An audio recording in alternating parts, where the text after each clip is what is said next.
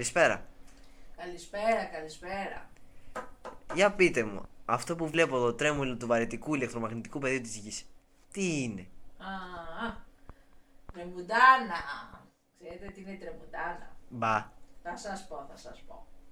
Λοιπόν, ισχυρή πονοκέφαλη, βουητό σε σημείο πόνου στα αυτιά, αδυναμία επικοινωνία, στάσεις για εμετό, ζαλάδα, ισχυρότατη ήλικη, αδυναμία να σταθούμε όρθιοι, θα γεμίσουν τα νοσοκομεία με τρεμουδιασμένα πλάσματα.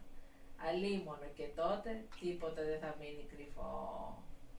Γιατί ζούμε σε ένα διάχυτο βαρυτικό πεδίο, ηλεκτρομαγνητικό. Αν αυτό αρχίζει να τρέμει σε αισθητό σημείο, η ζωή μας μέσα σε αυτό θα γίνει μαρτυρική. Οημέ. Ας του σταματήσει κάποιος λοιπόν πριν ξεσπάσει η τρεμουντάνα. Οημέ. Έρχεται η μεγάλη τρεμουντάνα και όλοι κοιμούνται.